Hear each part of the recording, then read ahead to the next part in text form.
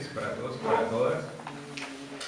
Primero agradecer a los compañeros de Marcha Guevarista, de Hombre Nuevo, esta invitación, que no es la primera y pues como siempre disponible para compartir con el pueblo argentino lo que va ocurriendo día a día en Colombia, lo que va ocurriendo día a día en América Latina, nuestra perspectiva de lo que viene aconteciendo en la lucha por las transformaciones en todo el continente. Bueno, hoy, a empezar así en materia, hoy se da un hecho en Colombia bastante interesante. Yo creo que algunos de ustedes han seguido las noticias, pues que el proceso de paz entre el gobierno colombiano y las FARC viene en un momento de crisis, está en crisis.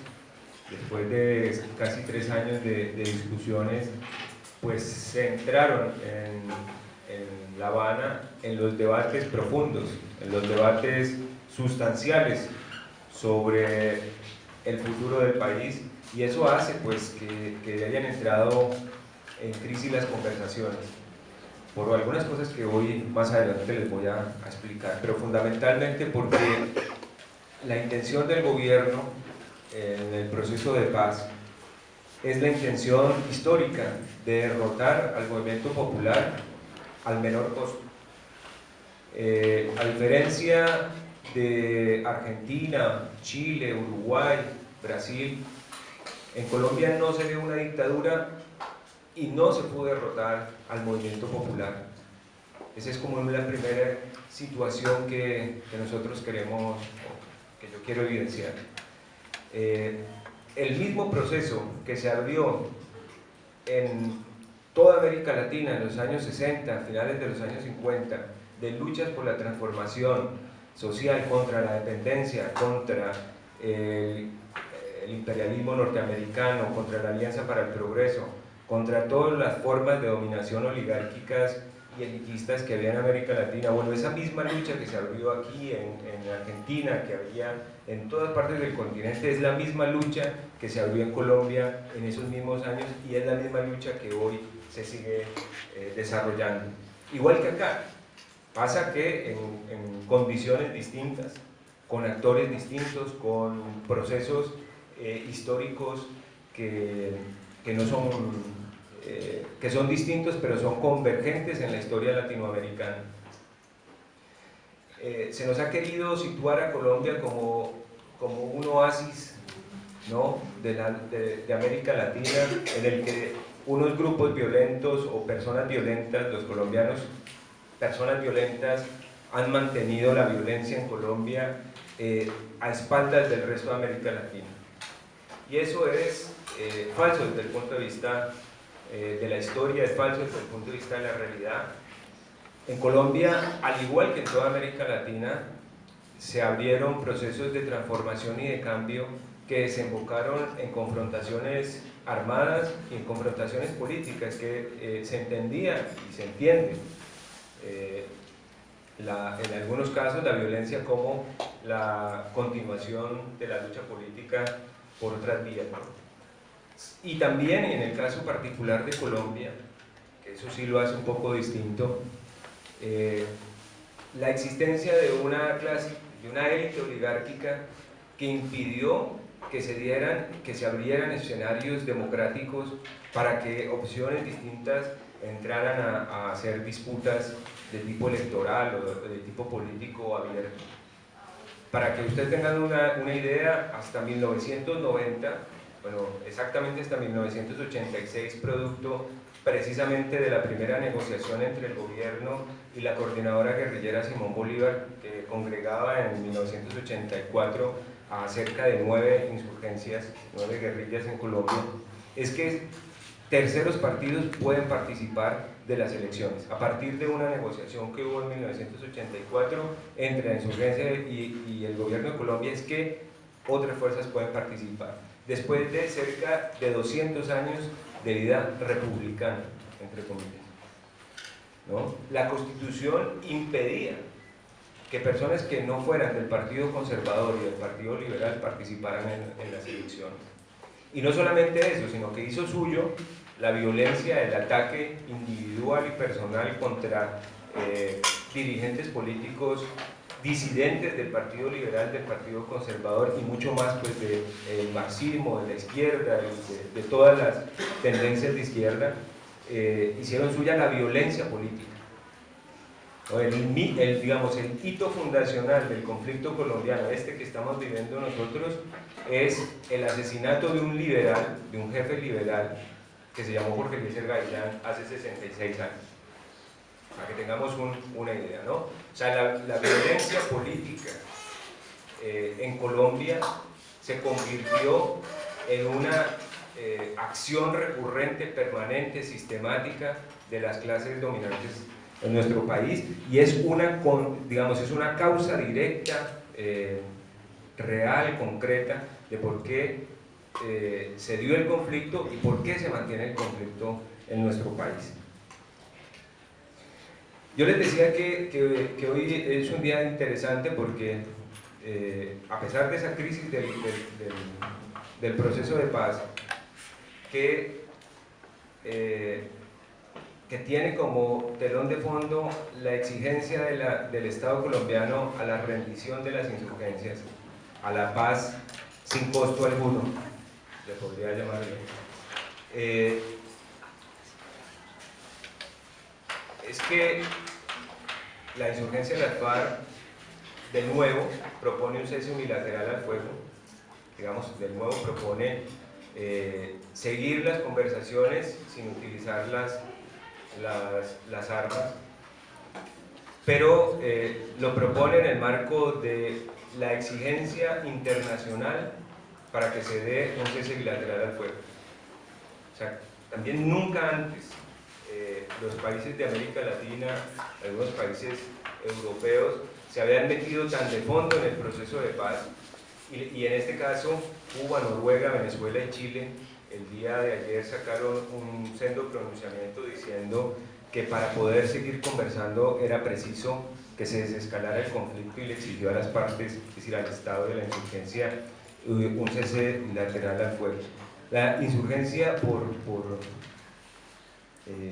de nuevo, digamos, este es el cuarto o quinto cese unilateral al fuego que decreta, lo hace pensando, y nosotros lo saludamos hoy como Marcha Patriótica y como Movimiento Social Colombiano, pensando en que las organizaciones populares y las organizaciones sociales podamos seguir trabajando en función de los debates profundos que entraña el proceso de paz, ¿no? Nosotros consideramos que producto de esa historia larga de constitución del conflicto colombiano, donde la clase dominante tiene, como les decía, un papel importante porque es la poseedora del monopolio de la fuerza, pero también es poseedora de una idea restrictiva de democracia que atentó contra los conciudadanos, pues es obligación ante ese tipo de Estado, ante ese tipo de gobierno que nosotros tenemos desde hace muchos años, pues ha sido necesaria y precisa la participación de la sociedad colombiana en las transformaciones sociales.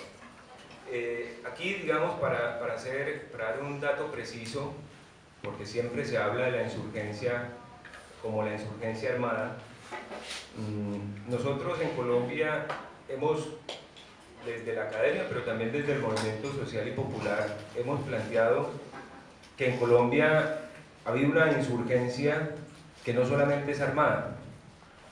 O sea, nosotros consideramos que diversos sectores sociales del país, diversos sectores populares, hemos sido, digamos, transgresores, insurgentes y rebeldes a ese modelo de sociedad y a ese modelo de país que nos ha querido imponer el Estado, que nos ha querido imponer, para ser más precisos, más que el Estado, las élites oligárquicas en nuestro país.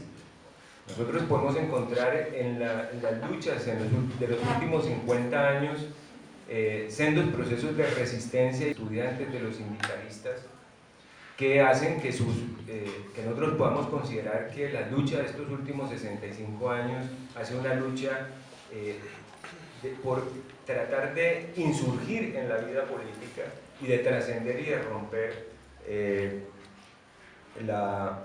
pues la situación, el status quo que ha creado las élites oligárquicas en el país. El proceso de paz tiene 5 o 6 puntos de discusión que de cierta manera son la radiografía de todo esto que yo les estoy contando sobre la historia del conflicto social y político y armado colombiano. Han discutido o se plantearon en la mesa de negociación 6 puntos de la agenda: la reforma agraria o el tema agrario, la participación política, la política antidrogas del país, la dejación de las armas, la refrendación de los acuerdos y la implementación de los acuerdos. Bueno, perdón, el cuarto es el de las víctimas, verdad y justicia, y el tema de víctimas, ¿no? Reparación a las víctimas. Son 6, los vuelvo a mencionar porque me equivoqué, hay uno: agrario, participación política, drogas, víctimas, dejación de las armas y refrendación de los acuerdos, y el último es la implementación de los acuerdos. Son esos 6 puntos. Y si ustedes ven, en el fondo de esos 6 puntos de discusión están 2 o 3 temas muy relacionados con la estructura económica y política del país. A diferencia de la Argentina o de cierta manera, bueno, Uruguay, Paraguay, Colombia es un país con vocación agraria. Nosotros tenemos campesinado, y cuando nosotros hablamos de campesinado son trabajadores agrícolas, trabajadores del campo, proletariado rural, que tiene ancladas sus raíces en los territorios, que tienen proyectos, por ejemplo, desde hace muchos años, de soberanía alimentaria y de producción de pequeña escala, familiar, comunitaria, muy relacionada con nuestro pasado, digamos, indígena, por la participación y la presencia afrodescendiente en el país. Nosotros somos un país de 47 millones de habitantes, 13 millones de esos 47 millones de habitantes son afrodescendientes, y cerca de 2 millones indígenas, de 72, 73 pueblos indígenas. Y tenemos el 33% de la población viviendo en el campo y trabajando en el campo, ¿no? Eso no es un dato menor, porque nosotros pues tenemos una configuración de un sujeto que está allí, que trabaja, que no posee los medios de producción, que no tiene la tierra, pero que desde hace mucho tiempo viene reclamando que esa tierra para trabajarla, para producir y para vivir de ella. Y tenemos del otro lado de ese sujeto, digamos, trabajador agrícola, trabajador campesino, tenemos a un sector de la clase oligárquica colombiana que ha usado la renta de la tierra como la forma de enriquecimiento y de posesión del poder, o sea, lo que llaman los latifundistas. Y esa pugna y esa disputa entre los pequeños agricultores y los latifundistas ha hecho, digamos, y ha profundizado y ha sido la raíz, de cierta manera, el arraigo y de la confrontación tan fuerte, digamos, en las zonas campesinas colombianas. Eso ha generado, por ejemplo, que los sectores latifundistas hayan participado en la construcción de una estrategia estatal de paramilitarismo.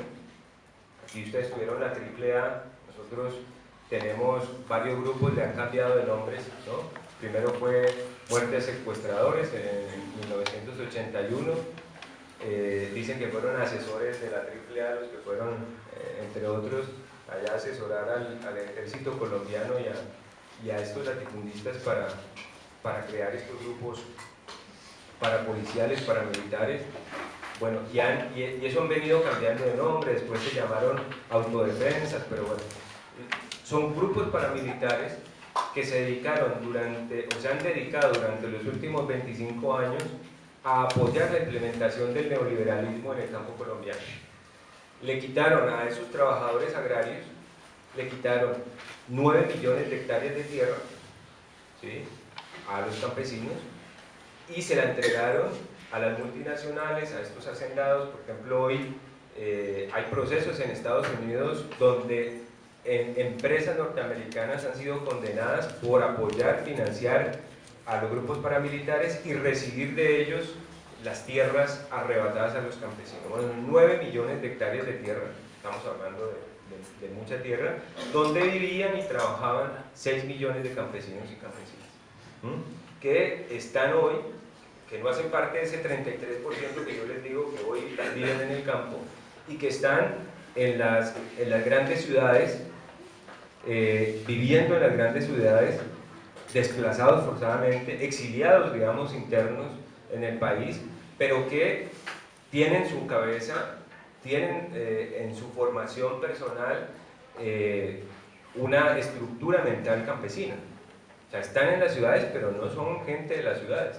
Viven allí, trabajan allí, entre comillas, tratan de sobrevivir en las grandes ciudades.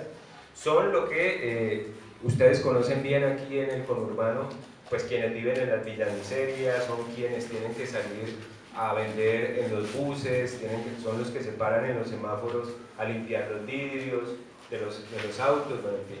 Bueno, esos son 6 millones de personas que tienen mentalidad campesina, que viven en las ciudades obligados, producto de esa estrategia que fíjense que pareciera que fuera del modelo producto de la guerra, pero que es producto de la guerra y de la implementación del modelo neoliberal, ¿no? Entonces, la discusión en La Habana sobre el tema de tierras, que para algunos países, incluso algunos compañeros o compañeras de algunas fuerzas políticas, resulta algo tranquilo, obvio, como sencillo, para el caso colombiano es fundamental. Entre otras cosas porque nosotros nunca desarrollamos un proyecto industrial en Colombia. O sea, el país nunca desarrolló un proyecto industrial. Hubo una tímida sustitución de importaciones en los años 30 que no desarrolló la industria nacional, y la poca industria nacional que había construido Colombia hasta 1990 fue destruida por la implementación del neoliberalismo. Entre 1990 y 2010 en Colombia se cerraron 72.000 empresas, y de las 72.000 empresas pues acabaron no solamente con el trabajo de miles y de cientos de miles de trabajadores, sino que acabaron con el movimiento sindical, ¿no? El cierre de las empresas obligó, desestructuró por completo la lucha sindical, ¿no? Ese es uno de los temas que más adelante voy a tocar. Pero para seguir hablando del tema agrario, fíjense que una lucha que viene librando el movimiento social campesino desde hace mucho tiempo por empoderarse de la tierra, por desarrollar el trabajo en sus territorios, por una reforma agraria que se dio en muchas partes de América Latina, se convirtió en el centro de disputa de un sector de clase dominante contra el campesinado. Bueno, eso dio origen a la insurgencia de las FARC, por ejemplo, ¿no? Fue el terreno donde las FARC desde los años 60 desarrollaron sus operaciones. Ya en 1964, por ejemplo, la Alianza para el Progreso, el Frente Nacional, que era la figura que gobernaba en ese tiempo el país, o sea, era un partido único que gobernaba Colombia, un partido único de derecha, se pusieron de acuerdo para atacar los núcleos de resistencia campesinos que luchaban por la reforma agraria. Al punto que en 1964 Estados Unidos desarrolló una operación que se llamó LASO, que era en inglés como Latin American Security Operation, LASO, y enmarcada en la Alianza para el Progreso. Y ellos desarrollaron una operación de 16.000 soldados, operación bombardeos y todo eso contra pequeños núcleos de campesinos que pues tenían su tierra y venían resistiendo en la lucha por su tierra. Ese es el comienzo de lo que después, 50 años, pues es una insurgencia que todavía reclama, y un país, y una sociedad y un movimiento campesino que todavía reclama la reforma agraria. Entonces, pareciera, por ejemplo, para un país avanzado o democrático, pues que luchar por la reforma agraria es como una lucha medio liberal, digamos, atrasada, casi que del siglo XIX. Bueno, en Colombia estamos en ese planteo y en esa discusión todavía. Porque hasta que no se resuelva el problema agrario y la estructura agraria y la acumulación, la idea de acumulación originaria a partir de la tierra, va a existir conflicto armado en Colombia. Y eso se ha sumado, pues voy a saltar aquí al tercer punto para salir de una vez de él, al tema del narcotráfico. Bueno, es que es otra de las, digamos, de los señalamientos que los colombianos recibimos permanentemente. Cuando no piensan que somos violentos por naturaleza, piensan que, que todos tenemos algo que ver con el narcotráfico. De hecho, pues aquí ustedes, yo creo que si no la vieron, alguien les contó del Capo, ¿no? Hay películas, hay novelas muy bien relatadas, tratando de mostrar a los narcotraficantes como medio buenitos, ¿no? Como especie de Robin Hood de los barrios que le dan dinero a los pobres y que la gente los quiere y que no son, ¿no? Que son medio buenitos, ¿no? Bueno, esa película El Capo, por ejemplo, vale la pena analizarla más, pero es parte de la estrategia y la incorporación del paramilitarismo en Colombia. Ese señor que muestran en la película El Capo como buenito, bueno, el señor Pablo Escobar fue el autor material, el que financió y pagó el asesinato de cerca de 5.000 militantes de la izquierda en los años 80. Fue el que, después del escándalo Irán-Contras en Nicaragua, en el año 86, fue el que financió a los Contras a cambio de que la DEA le permitiera aterrizar sus aviones en la base Pormarola en Honduras, para que pudiera llevar la droga a Estados Unidos. Eso no lo digo yo, hay libros, ahí están los jinetes de la cocaína, por ejemplo, que ustedes pueden consultar, donde estas historias ya han sido ratificadas por la desclasificación de los archivos de la DEA y de la CIA. Bueno. Entonces Pablo Escobar, ese que hoy lo ponen en novelas y lo muestran como malo pero buenito, ¿no? Y estuvo involucrado hasta los últimos días de su vida, ¿no?, en la lucha contra el insurgente en Colombia. Parece que al final, como siempre le ocurre a estos tipos nefastos, la clase dominante colombiana lo desechó, lo dejó solo y lo asesinó, ¿no?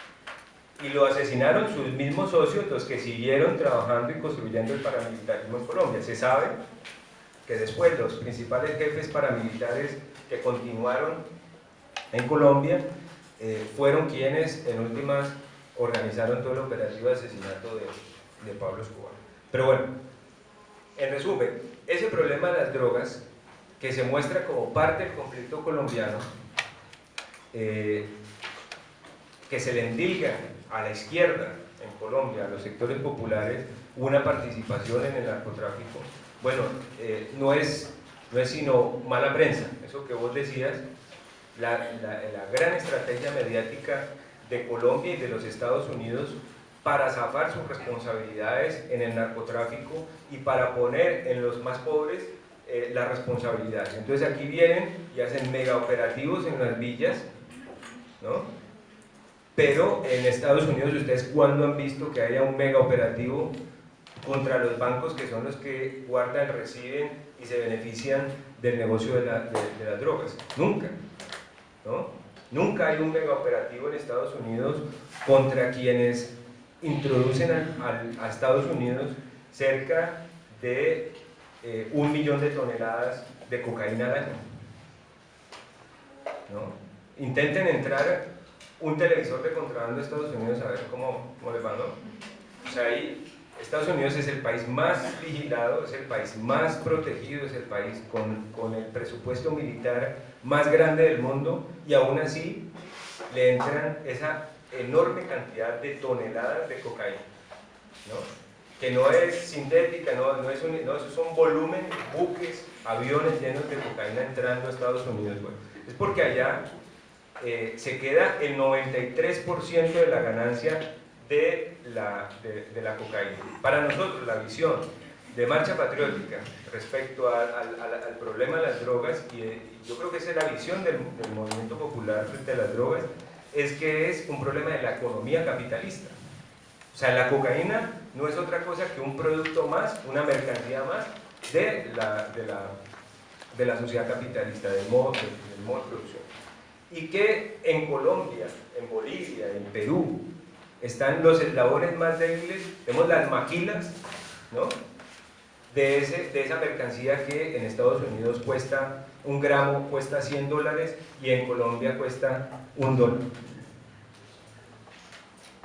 Un campesino que trabaja 3 meses para producir la hoja de coca necesaria para producir 1 kilo, se gana $1000 en 3 meses.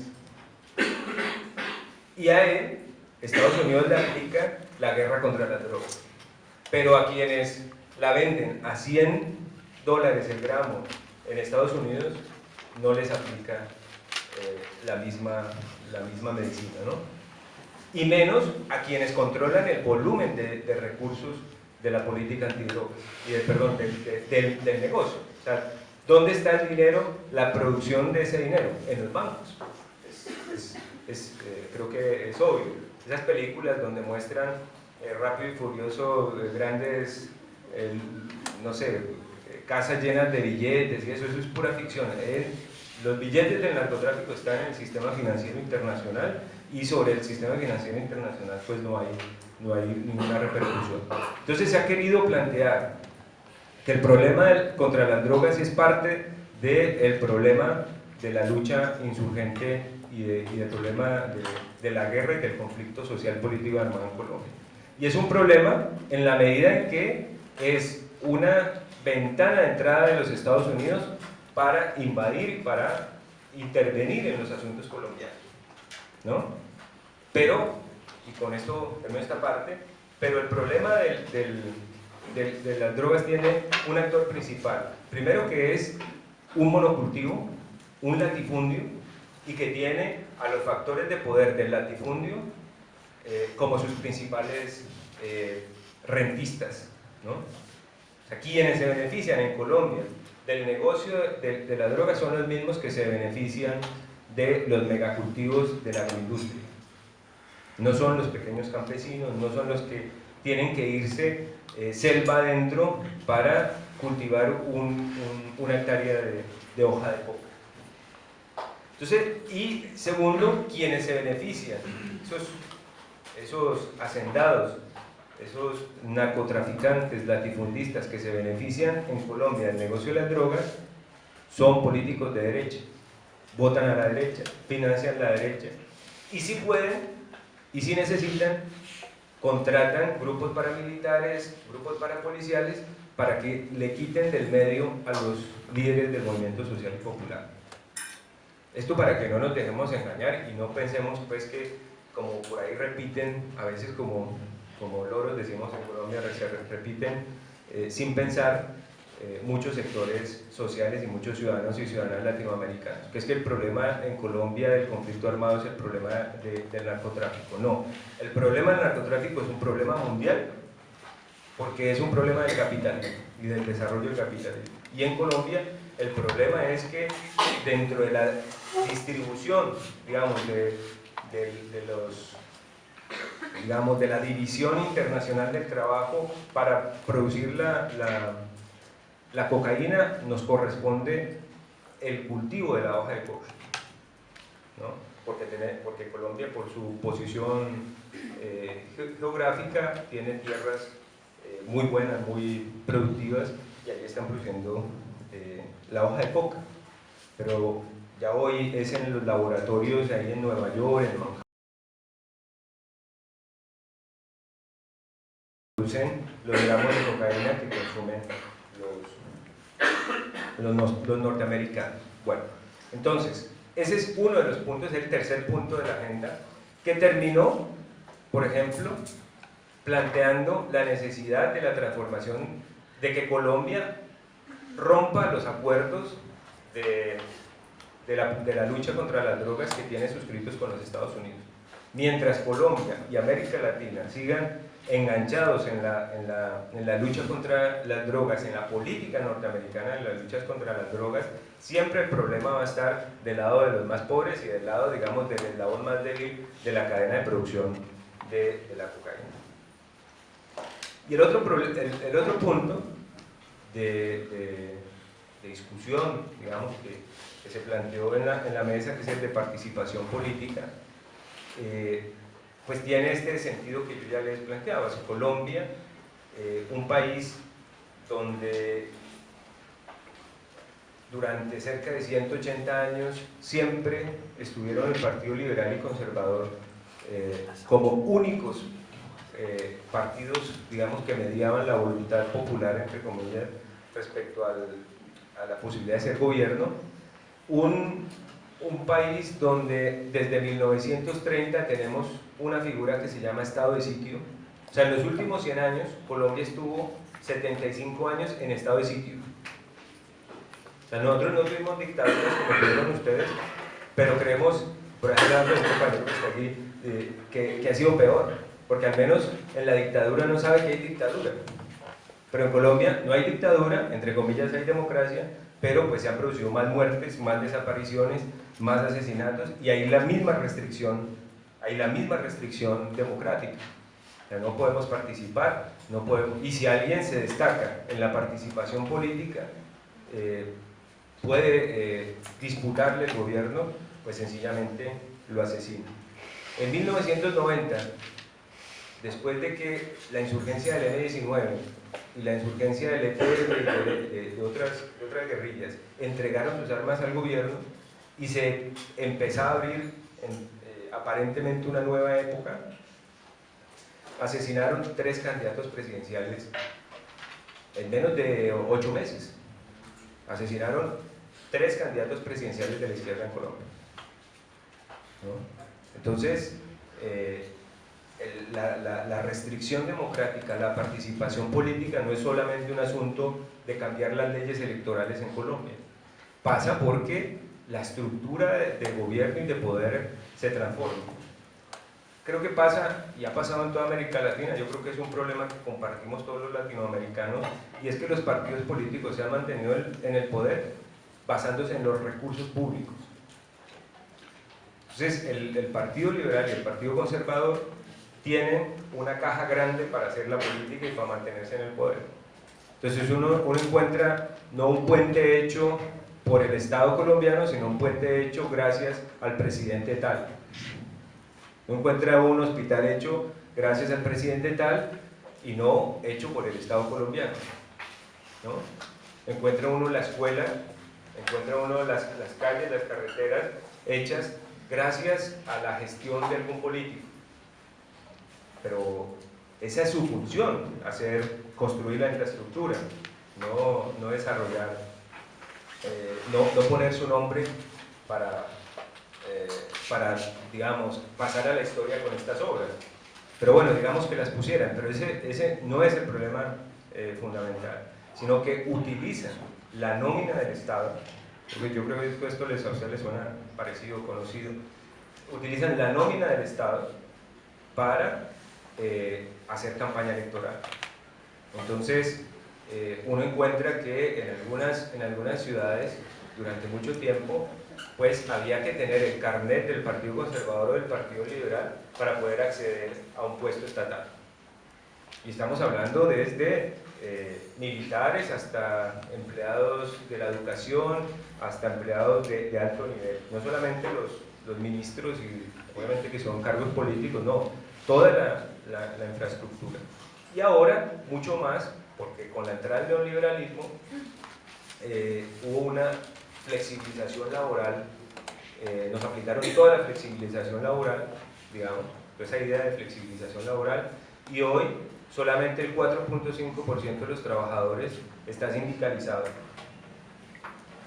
¿no? Después de esa destrucción de las empresas de las que yo le hablaba y de la represión en Colombia, aún hoy, que tenemos solamente el 4.5% de los sindicalistas, es en el país donde más asesinan sindicalistas en el mundo, ¿no? O sea, la mitad más uno de los sindicalistas en el mundo que asesinan, lo asesinan en Colombia.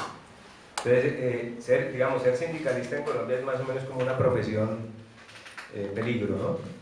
Entonces, ante esa situación de destrucción del trabajo, ¿no? Donde te hacen contratos a los trabajadores por 2 meses, por 3 meses, por 4 meses, pues todo el mundo tiene en su adhesión política, en el voto, la posibilidad para que le vuelvan a ampliar el contrato por otros 4 meses, por 3 meses. Es una especie de chantaje permanente, chantaje laboral permanente para que la gente vote. Y sin embargo, bueno, eso ya ha hecho crisis en Colombia. Solamente en las últimas elecciones, que fueron el año pasado, solamente votó el 43% de la población. O sea, la abstención ya se ha convertido en una constante, en una permanente. Podríamos decir que hay además, siempre hay una abstención estructural que más o menos es del 10, del 15% en general. En Colombia la abstención estructural está llegando al 50%.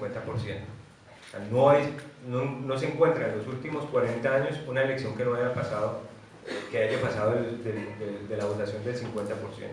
Y eso significa que hay amplios sectores de la sociedad cansados, agotados y que no quieren entrar al juego de votar para recibir a cambio un contrato de 2 meses, un contrato de 3 meses con el Estado. Bueno, esa situación, digamos, donde los partidos políticos viven de la estructura del Estado, viven de los recursos del Estado y además atentan contra la vida de la oposición política, le cierran los espacios democráticos, pues no le permiten, por ejemplo, recursos para las campañas electorales, ¿no? Para que se hagan una idea, para ser senador de la República hay que pagar más o menos como $500.000, $400.000, porque además, bueno, estas cifras electorales que yo les digo son cifras electorales que si uno las entra a revisar, pues hay sendas inconsistencias. Por ejemplo, en las últimas elecciones del 2010, que yo estuve por ahí en Colombia y que estuvimos con un observador, como un comité de observación electoral, demostramos, por ejemplo, que los trabajadores técnicos, ¿no? Los técnicos de la Registraduría Nacional del Estado Civil, que es quien hace el conteo de los votos, estaba vendiendo paquetes de votos. O sea, porque la gente va a las urnas, deposita el voto, en la mesa hacen un acta de votación y esos votos después se los entregan al ejército y las actas van por otra vía hacia la Registraduría Nacional del Estado Civil. Bueno, pues para que se hagan una idea, esos votos nunca aparecen. El Estado dice que los destruye por seguridad, para que no tengan que no se los puedan robar y tal, y lo que hacen es cambiar el acta. Entonces cuando llegan a Bogotá o llegan al centro de cómputo, ya es otra acta con otros votos, con otros ganadores, ¿no? Entonces ahí tenemos nosotros una situación profunda, digamos, de discusión sobre la democracia, la restricción democrática en el país, que yo así la resumo. Primero, la utilización de la violencia estatal contra la oposición política, la corrupción del Estado respecto al desarrollo de los presupuestos públicos, el clientelismo, que es la utilización de los recursos públicos del Estado para hacer política, y pues las restricciones generales del sistema electoral que están profundamente viciados. Bueno, eso está en discusión allá en La Habana. Bueno, eso, y está el tema de las víctimas, pues que valdría la pena otro escenario. Quiero entrar a otros temas porque no los quiero cansar con estos detalles que por ahí son muy colombianos, pero el tema de las víctimas, estamos en la discusión. Yo a veces me siento como si estuviera y hablo con gente que estuvo en la dictadura aquí en Argentina y parece que estuviera como en 1978, no se reconoce como victimario, ¿no? El Estado ha venido, aquí en la ex-ESMA, escuché a un representante del gobierno diciendo que en Colombia habían dos demonios, más o menos con la teoría de los dos demonios, pero escuchen esto, que habían dos demonios, guerrilla y paramilitares, y que el Estado era víctima tanto de la guerrilla como de los paramilitares y que estaba tratando de acabar con ese problema, ¿no? O sea, ya ni siquiera el Estado, o sea, no es la teoría de los dos demonios que se implementó aquí en los años 80, ¿no? Sino es una teoría de los dos demonios más cínica, ¿no? El Estado colombiano diciendo nosotros no tenemos nada que ver, nosotros nos apareció dos grupos violentos, uno de derecha y uno de izquierda, y pues han sido los responsables de las muertes, desapariciones, desplazamientos, etc. Bueno, esa discusión es una discusión que no se ha podido cerrar en La Habana y que difícilmente va a cerrar la sociedad colombiana. Por lo menos vamos a tardar los mismos años que hemos estado en guerra para discutir ese problema de las víctimas, ¿no? Seguramente la sociedad completa, la sociedad colombiana, no está yo creo en la expectativa de que con la firma de un acuerdo se resuelva ese tema. No se sabe exactamente cuántos muertos hay en el conflicto colombiano. Algunos hablan de 200.000, de 300.000, pero bueno, las cifras ya superan, ¿no?, las posibilidades de comprensión. El Estado dice que hay 60.000 desaparecidos, pero pues tampoco sabemos exactamente cuántos hay. Aparecen fosas comunes, aparecen NNs, ¿no? Pero como no ha cerrado la guerra, pues no hay manera de saber. Las familias no quieren denunciar, nadie quiere decir mi hijo o mi hija están desaparecidos, ¿no? Bueno, tenemos un drama respecto a las víctimas, ¿no? Pero el drama principal, yo creo que el drama fundamental es que el Estado no quiere hacerse cargo, ¿no? El Estado no quiere asumir la responsabilidad, y mientras el Estado no asuma la responsabilidad, va a ser muy difícil que en La Habana o en cualquier escenario de negociación se llegue a un acuerdo, ¿no?, o las partes lleguen a un acuerdo. Pero con ese escenario, uno pensaría, y lo dijo aquí el compañero iniciando, pues que el movimiento popular colombiano le toca muy difícil, le corresponde una lucha casi imposible. Pero yo les quiero decir que a pesar de todo eso, de ese escenario tan sombrío que yo les transmito, que bueno, que es el escenario real de lo que pasa en Colombia, hay un movimiento social y popular que está muy organizado, muy estructurado, que viene asimilando las formas de resistencia y las formas de lucha. Yo creo que lo que nos demuestran las sociedades es que al terrorismo y a la represión, a las acciones, digamos, de violencia estatal, la gente siempre le busca formas para resistir, para actuar. Hoy, en los últimos 20, 25 años, surgió una nueva generación de compañeros y compañeras que, digamos, estructuraron de nuevo el escenario político. Hoy ya no tenemos un movimiento sindical fuerte como lo tuvimos en los años 80, en los años 70, pero tenemos un movimiento estudiantil muy fuerte. Ya no tenemos un movimiento, digamos, sendos partidos políticos, ¿no?, el Partido Comunista, el Partido Maoísta. No, tenemos movimientos sociales organizados con la característica de que son movimientos sociales y políticos a la vez, que además están no solamente pensando en participar en unas elecciones, sino participando políticamente en las calles, movilizándose. Digamos, hemos retomado el ejemplo el ejemplo y los procesos que se han dado en otros países de América Latina, de la referencia de los piquetes en el 2001, de la resistencia que se dio aquí en el 2001, eso tuvo ecos en toda América Latina.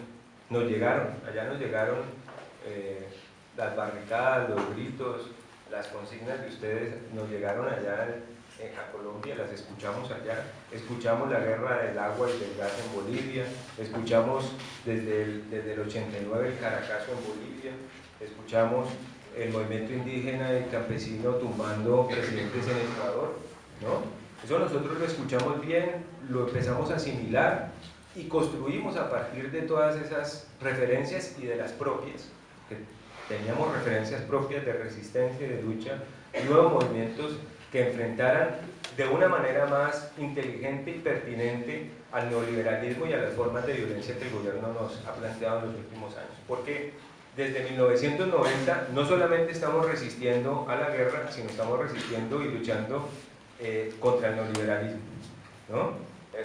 Hoy yo decía por ahí en un documento que va a salir de la Universidad del País Vasco, que en Colombia el neoliberalismo es la fase superior del genocidio. Y digo eso porque después de la dictadura en Chile se instaló, o bueno, con la dictadura en Chile se instaló el neoliberalismo, con la dictadura en Argentina se instaló el neoliberalismo, y bueno, y con nosotros, después del genocidio político de la Unión Patriótica, de luchar del Frente Popular en los años 80 en Colombia, bueno, se construyó el neoliberalismo.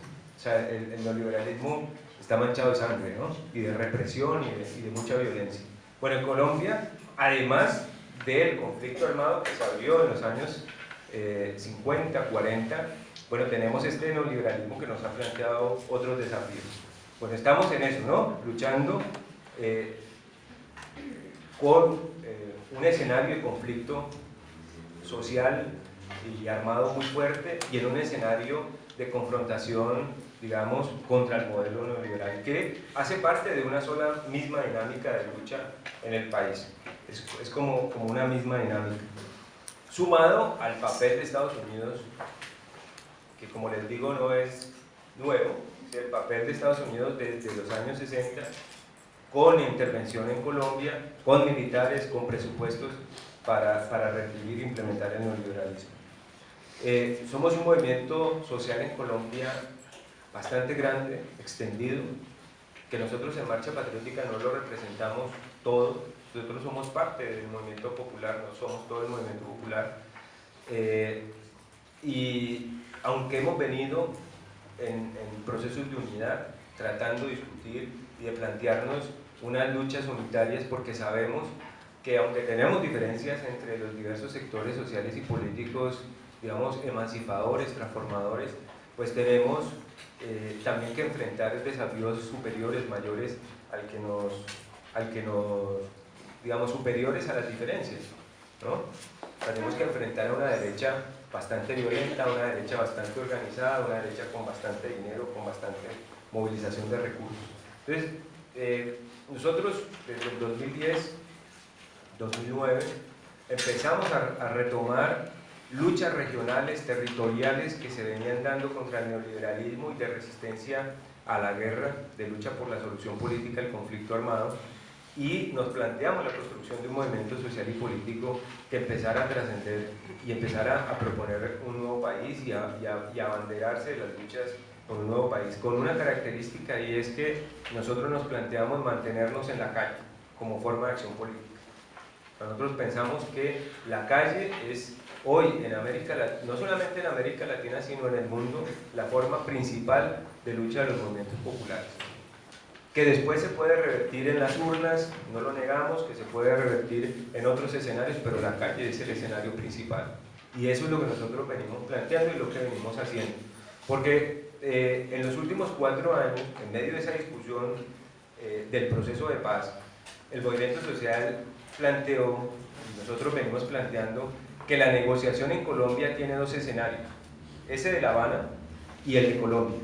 Y nosotros en Colombia, el movimiento social en Colombia, ha planteado salir a ganar conquistas en estos años y a meterse en discusiones y en negociaciones con el gobierno. De hecho, en el 2013, por ejemplo, nos metimos en una movilización popular que duró aproximadamente 80 días, paralizamos algunas zonas del país, entre todo el movimiento popular, no solamente una mesa de negociación con el gobierno para el tema agrario.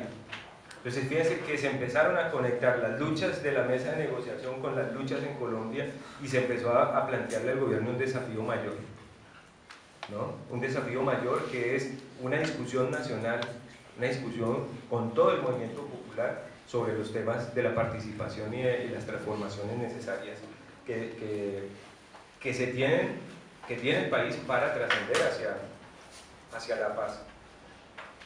Eso nos potenció, nos ha venido generando grandes triunfos. Yo creo que hay que decirlo, hemos ganado en esta disputa con el gobierno. También hemos perdido luchas, pero la mejor ganancia ha sido que nosotros rompimos el miedo a movilizarnos, a salir de nuevo a las calles, de nuevo a la acción política, a organizarnos y a decir, nosotros estamos aquí y queremos construir una alternativa política. Nosotros en Marcha Patriótica somos cerca de 2.000 organizaciones sociales y políticas del país. Estamos articulando en diversos espacios con otros sectores de indígenas, afrodescendientes, campesinos, estudiantes. Hemos llamado a los trabajadores sindicalizados para que se sumen. Tenemos espacios de articulación y de lucha política que, digamos, que nos avisoran que el movimiento social ha avanzado y que ese es el camino a seguir, ¿no? Sobre todo, no vamos a perder la calle, no vamos a perder la iniciativa política y sobre todo no vamos a perder la bandera de la paz con justicia social, porque nosotros consideramos que la paz en Colombia es una bandera transformadora. Nosotros creemos que si le logramos correr el centro político a la derecha hacia el tema de la paz, los vamos a poner a discutir alrededor de los cambios, de las transformaciones, de los derechos. Hoy ellos tienen el centro político puesto en la guerra y entonces no están hablando de derechos, sino están hablando de confrontación. Ellos no están hablando de justicia social, sino de presupuestos para la guerra, ¿no? O sea, nosotros necesitamos correr ese eje político con el que se desarrolló Álvaro Uribe, con el que se desarrolló el propio presidente Juan Manuel Santos, correrlo hacia el tema de la paz y a partir de correrlo hacia ubicar en Colombia el centro político en el tema de la paz, pues creemos nosotros que allí ya ahí tenemos un gran triunfo y vamos a poder seguir avanzando. Yo voy a dejar como algunos puntos para que intercambien, porque veo ya algunas caras con frío, sueño y desconsuelo por la situación de Colombia.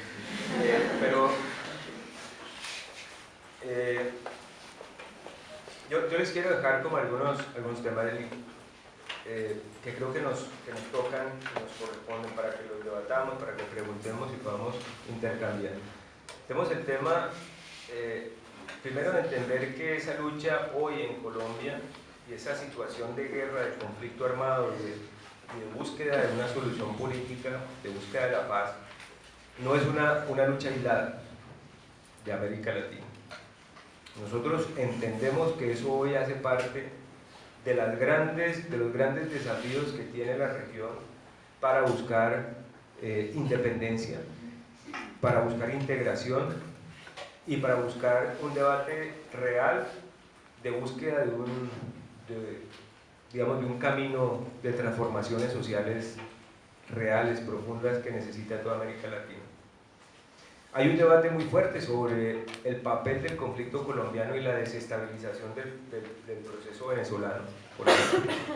Ahí hay una pregunta importante que algunos analistas se hacen, que en Venezuela, por ejemplo, es un tema de discusión y que yo se los quiero plantear a ustedes. Bueno, hoy la existencia del conflicto armado colombiano, dicen algunos, es la posibilidad, digamos, la excusa de Estados Unidos para intervenir en Venezuela, ¿no? O sea, ahí en Colombia están nuevas bases militares norteamericanas, están los marines, están, bueno, ahí hay una cantidad de condiciones que se ha generado Estados Unidos en Colombia a través de su participación en el conflicto armado interno para atentar contra Venezuela, contra Brasil. Por ejemplo, ahí en el centro de Colombia hicieron una pista en la que puede aterrizar un avión militar de estos de alta carga, donde cargan explosivos, cargan tropas, que pueden, ellos tienen la figura del salto de rana, ¿no? Que viajan desde el Comando Sur en Florida, aterrizan en Colombia, luego aterrizan en la base que tienen en el Chaco y a partir de eso pueden ya controlar toda la región, ¿no? Entonces ahí hay un planteo que hacen algunos sectores de Venezuela y incluso creo que eso se ha planteado regionalmente en la UNASUR, pues que Colombia es el gobierno que, o el estado de situación de Colombia es el que genera las condiciones para que Estados Unidos pueda desarrollar eso. Aunque hay otras tesis, por ejemplo, discusión también más de la izquierda, en la que plantean que, por ejemplo, la existencia de insurgencia colombiana en toda la frontera venezolana es la que ha impedido que Estados Unidos avance militarmente sobre Venezuela, ¿no? Porque generarían una situación, digamos, de alianza entre la insurgencia y sectores del ejército y de la población venezolana en una lucha antiimperialista, ¿no? Pero cualquiera de las dos tesis, fíjense ustedes, si tienen como epicentro la idea de que Colombia regionalizó su conflicto y hoy tiene un papel distinto que jugar, y tenemos que discutir entonces el proceso de paz en Colombia y el conflicto colombiano en esa clave regional, ¿no? O sea, tenemos que discutirlo en ese sentido.